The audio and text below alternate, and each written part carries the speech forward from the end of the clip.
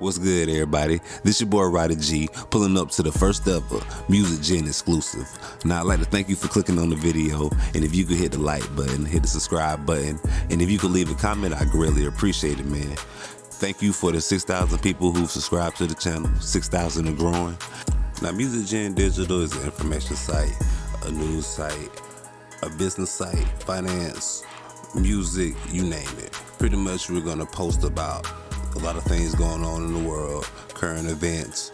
We're gonna have a lot of music and hip hop news, but then on the other side, we're gonna have stuff about business, building business, finances, getting your credit right, stuff like that. We're gonna have various programs and videos about all these things. And if you want to submit any music, musicgendigital@gmail.com.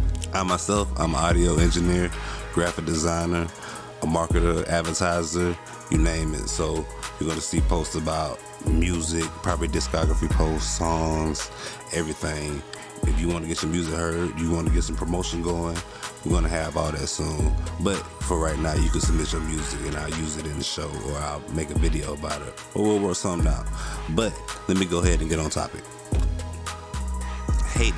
Haiti is in mass protest. Haitian citizens are calling for the resignation of U.S.-backed Prime Minister Ariel. They also want the government to reverse its decision to seek foreign military aid. According to Haitian activist Valina Elise Charlier, Haitian government rule is being aided by the G9 gang. This is a coalition of 9 gangs led by ex-police officer Jimmy Barbecue Cherizier, with more on him in a moment. The capital and even other smaller cities are under lockdown. These gangs are cutting off the fuel supply to much of the country, and Haiti has experienced fuel shortages for almost a month. In return, it has caused businesses to shut down and major unemployment. Now, before I get into the gang background and I get into talking about all the things they allegedly did in the actual story, I'm gonna play this interview clip. Her name is Valina Elise Charlier, and she's a Haitian activist, and pretty much she's going to be talking about everything that's been going on for the last 3 weeks to a month. At the moment, yes, just like I said, it's very similar to a war situation in Haiti. The country, Port-au-Prince, the capital, many other major cities, and even small villages are on complete lockdown. And one of the reasons why I'm breaking off is because of that. We are in fuel shortage for the past 3 weeks, and even longer than that. It's been 3 years since fuel has been challenging in Haiti. Every 3 months you go into a shortage, but that shortage is one of the worst that we have seen. It's close to a month now where access to fuel is almost impossible. It gets to the point that companies, at least one major company that produces and distributes and sells clean water, had to stop their operations. Cell phone companies have announced that they no longer can bring fuel to their cell sites, hence the poor internet connection.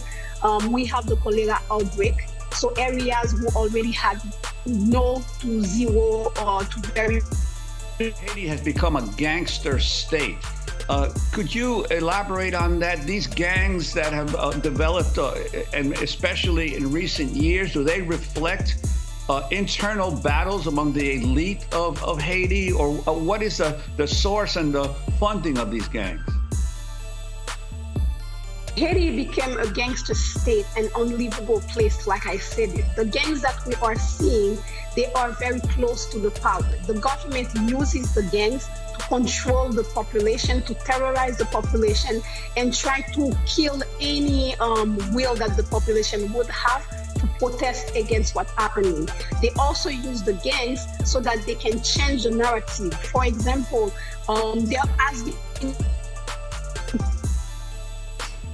I'm just going to go ahead and tell you, he maintained his innocence throughout all this.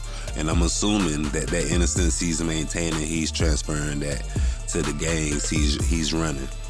I was digging and doing research, and man, I found that in the Port-au-Prince area alone, there are 95 gangs.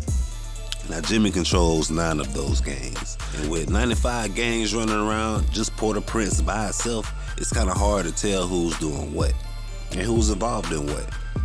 Now, I'm quite sure he is the one who's holding up the fuel depots, but I'm not sure about any of the other things. I'm unbiased in on whose side I'm taking. I'm just looking through this information and I'm just reporting it. Upon doing my research, I found that G9 and Jimmy was officially recognized by the government of Haiti, and I guess they were affiliated at some point. But eventually, Jimmy was calling for the resignation of Joel Moise because of the way the government was treating the people and all that. So it kind of raises a question in my mind, because right now, Jimmy and what he was saying back then and what the people are saying now through these protests, the stuff's lining up. If you see, they don't want the UN to come over. They don't want anybody interfering with the protest that's going on. So it's kind of tough to say where Jimmy sits in all this. But I'm going to go ahead and get into these gang allegations, and you can decide for yourself. You know, man, leave a comment. Let me know what you think, because, man, I'm telling you, like, I'm sitting here reading it, and I'm like, man, there is something going on with this. There's a dark hand in there. Somebody's doing something. I don't know what's going on, but there's something going on. Now, Jimmy Barbecue Cherize was a former police officer before becoming a gang leader. While he was a police officer, Cherize is alleged to have perpetrated the 2018 La Saline massacre, in which at least 71 people were killed and over 400 homes were burned down. The U.S. imposed sanctions on Cherize and 2 senior Haitian officials who allegedly provided police equipment, guns, and vehicles for the massacre.